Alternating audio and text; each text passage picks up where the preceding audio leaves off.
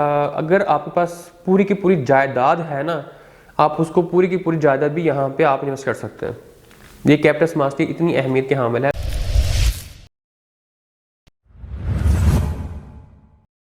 अस्सलाम वालेकुम नाज़रीन, कमर इस्लाम आपकी खिदमत में हाजिर है। नाज़रीन, आज एक और डिफरेंट क्वेश्चंस हैं, वो भी मैंने कहा कि आपके साथ शेयर करूं ताकि आपके पास इसकी इन्फॉर्मेशन जो है, इसकी जो मालूमात हैं वो आप तक ज़्यादा पहुंच सकें। नो डाउट के सम टाइम क्वेश्चन ऐसे भी होते हैं, इसके आपके अपनी माइंड में एक परसेप्शन, एक इमेज क्रिएट होता है, लेकिन बस मैं उसकी भी वजाहत करने की कोशिश करूँगा। हो सकता है कि मेरी बात करने से उसमें कोई और बेहतरी आ सके। नाज़रीन, जैसे कहा जाता है जी कि प्रॉपर्टी के अंदर ओपन फाइलें हैं, क्लोज फाइलें हैं, बैलेटेड फाइलें हैं, पोजीशन वाली फाइल्स हैं। कौन सी फाइल बेहतर होती है, कौन सी खरीदनी चाहिए फ़ाइल? ये अक्सर न्यू कमर जो हैं, जो न्यू क्लाइंट्स जो हैं, जब वो आते हैं तो वो आके बहुत कंफ्यूज हो जाते हैं कि हमें कौन सी चीज़ बाय करनी चाहिए। तो नाज़रीन, इसके अंदर डिपेंड ऑन यू कि आपकी असल आपके माइंड में क्या चल रहा है। आपने अगर कोई चीज़ इन्वेस्टमेंट करनी है, कोई वहाँ पे कोई बाय करना चाहते हो, उसका बेसिकली मकसद क्या है? अगर वो मकसद आप अपने एडवाइज़र को शेयर करें तो मेरा ख्याल है कि वो एडवाइज़र आपको बहुत आसानी से इन तमाम बातों से साइड पे करके वो उसी पॉइंट पे जाके बात करेगा जो चीज़ आपके लिए डिज़र्व करती है, जिसके लिए आप तशरीफ़ लाते हैं या बात करते हैं, सवाल करते हैं।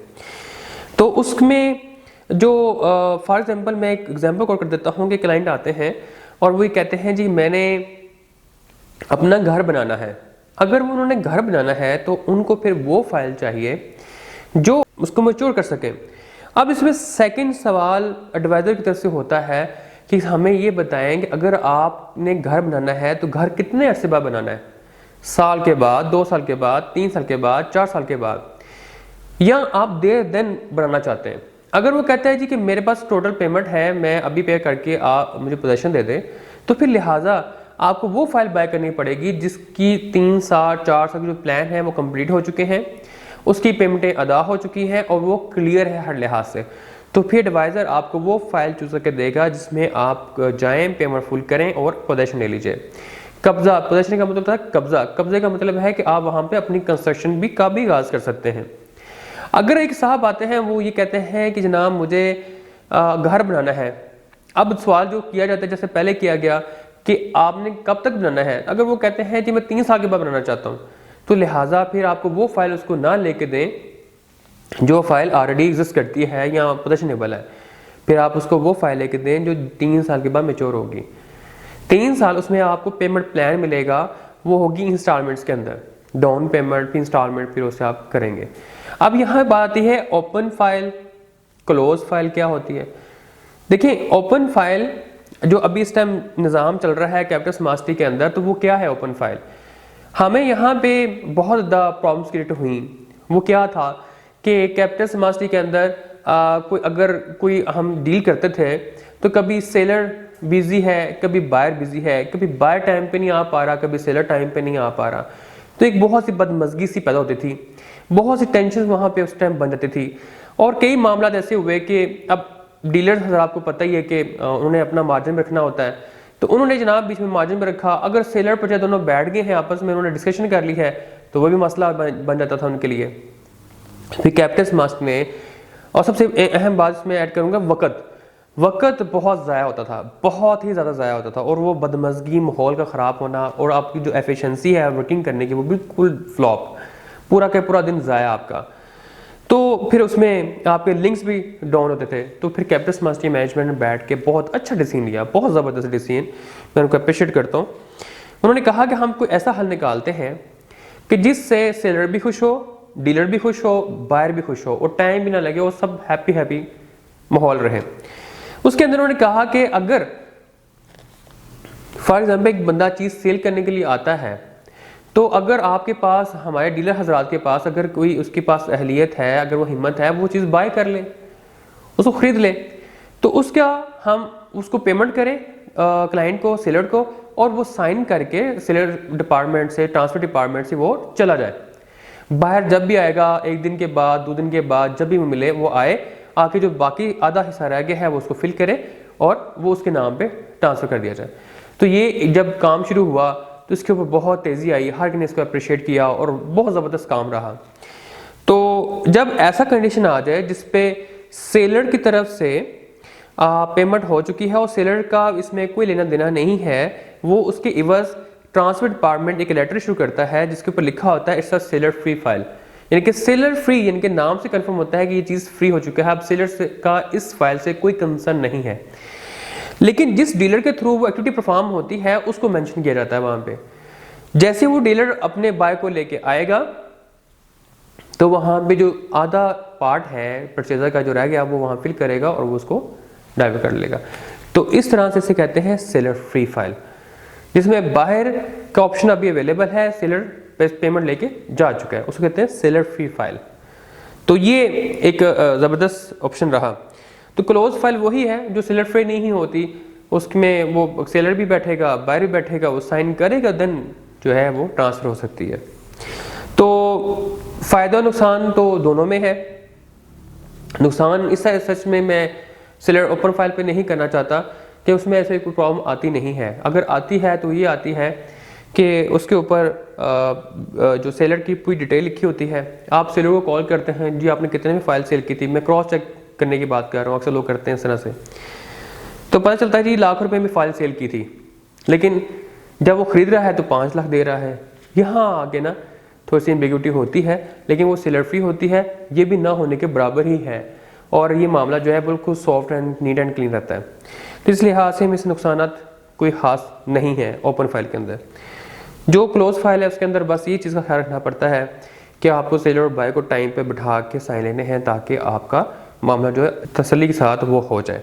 तो लिहाजा इसमें फ़ायदा ही है, नुकसान उस सच नहीं है, केयर करनी पड़ती है बस इसके अंदर। कैपिटल स्मार्ट सिटी के अंदर कितनी इन्वेस्टमेंट होनी चाहिए। देखिए, मैं कैपिटल स्मार्ट सिटी में काम जरूर कर रहा हूँ, लेकिन मैं एक न्यूट्रल पर्सन भी हूँ जिसके अंदर मैं आपको बाकी सोसाइटियों के बारे में भी राय दे सकता हूँ, लेकिन इसको सामने रखते हुए एक मैं आपको ये कहूँ कि अगर आपके पास पूरी की पूरी जायदाद है ना, आप उसको पूरी की पूरी जायदाद भी यहाँ पे आप इन्वेस्ट कर सकते हैं। ये कैपिटल स्मार्ट सिटी इतनी अहमियत के हामिल है, लेकिन मैं दूर अंदेशी से सोच रहा हूँ और देख रहा हूँ कि कैपिटल स्मार्ट सिटी में इन्वेस्टमेंट करना कितना अच्छा है। अच्छा, इसमें कैपिटल स्मार्ट सिटी भी शामिल है, लाहौर स्मार्ट सिटी भी शामिल है, क्योंकि ये वो लोग हैं जिन्होंने टाइम पे अपनी चीज़ें डिलीवर करते हैं। मैंने डिफरेंट सोसाइटी को देखा, 20 साल गुजर गए हैं, 30 साल गुजर गए हैं, 15 साल गुजर गए, कोई वहाँ पे साने हाल नहीं है और लोग पछता रहे हैं कि हमने क्या कर दिया। ना पैसा वहाँ से निकाल सकते हैं, ना वहाँ पे कोई कंस्ट्रक्शन कर सकते हैं, दूर दराज जगह, ये वो बहुत से मामलात।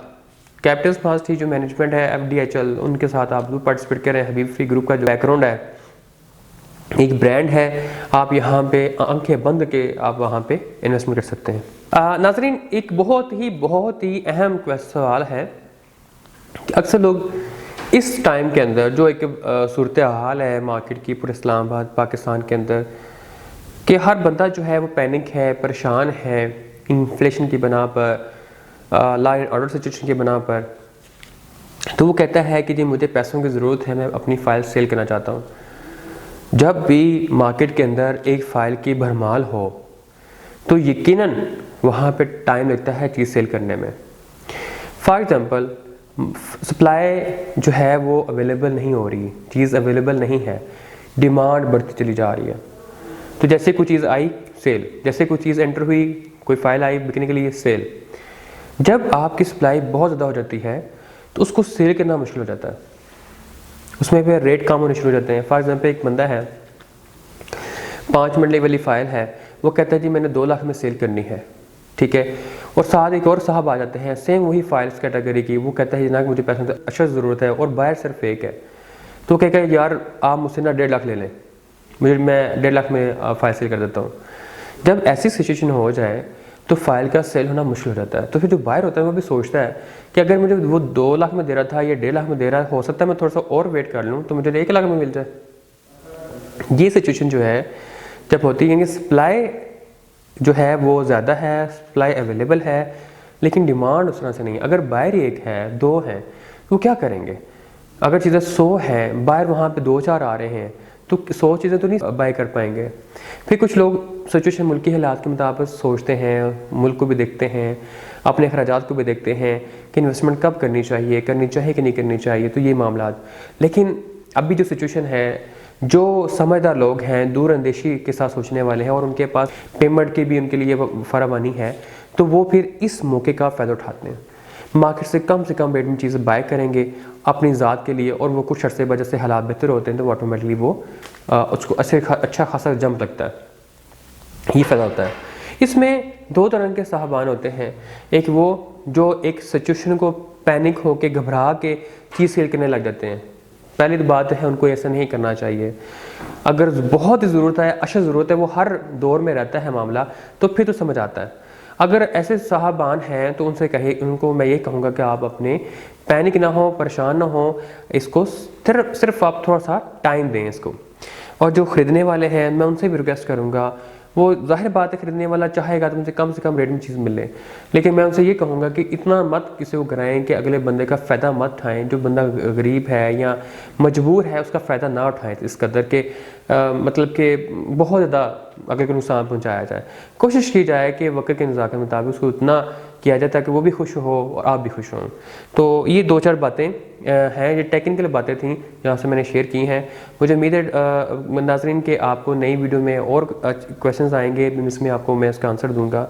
और इंशाल्लाह ताला कैपिटल स्मार्ट स्टील हॉर्स मार्च में ज़रूर इन्वेस्टमेंट करें, इसमें ज़रूर पार्टिसिपेट करें। ये बहुत अच्छा, बहुत प्राइम टाइम है, आप यहाँ पे पार्टिसिपेट करके अपने असासे बनाएं, अपने करोड़ों की जायदादें बनाएं। ये एक बेहतरीन टाइम है। आपको ये वक्त, मेरी ये बातें आपको किसी टाइम पे आपको याद आएंगी, लेकिन वक्त गुजर चुका होगा, दोबारा ये वक्त वापस नहीं आने वाला। नाज़रीन एक फिर नई वीडियो के साथ आपकी खिदमत में हाजिर होऊंगा, तब तक के लिए इजाज़त दीजिए। अल्लाह हाफिज़।